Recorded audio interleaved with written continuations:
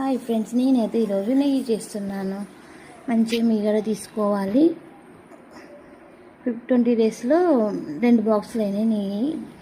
మళ్ళీ తీసి జమ పెట్టాను. అది కూడా పాలతోటే, పాల మీగడని, పెరుగుది కాదు, ఓన్లీ పాల మీగడని తీస్తాను రోజు. తీసి మంచిగా 2 బాక్సులు ఫ్రిడ్జ్లో పెట్టాను.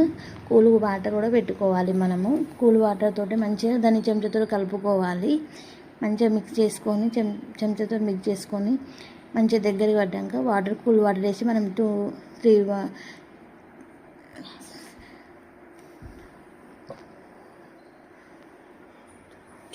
చూడండి ఇలా కలుపుకోవాలి. మంచిగా ఇలా కలిపిన తర్వాత ఇది గట్టిగా అయిపోయాక 3 టైమ్స్ మనం వాటర్ వేసి కడుక్కోవాలి. మంచిగా ఫ్రిడ్జ్ వాటర్ వేసి కూల్ వాటర్ వేసి మంచిగా కడగాలి 3 టైమ్స్. దాని తర్వాత నేను వేరే గిన్నెలో వేసాను. మళ్ళా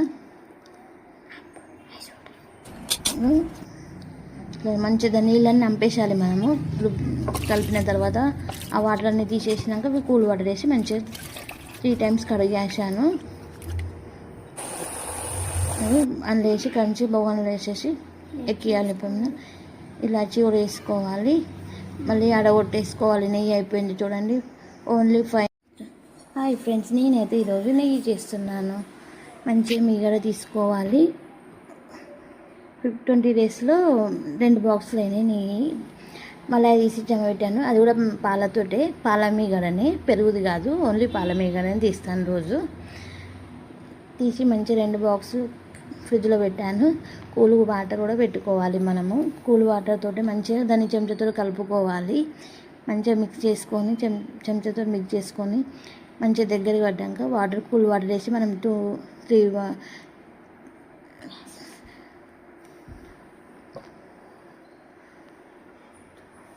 చూడండి ఇలా కలుపుకోవాలి. మంచిగా ఇలా కలిపిన తర్వాత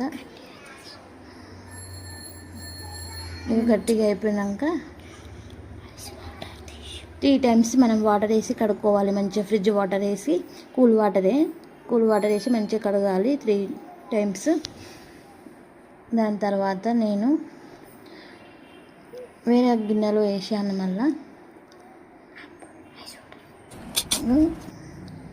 మంచిగా నీళ్ళన్నీ అంపేసాలి. మనము కలిపిన తర్వాత ఆ వాటర్ అన్నీ తీసేసినాక కూల్ వాటర్ వేసి మంచిగా 3 టైమ్స్ కడిగేసాను.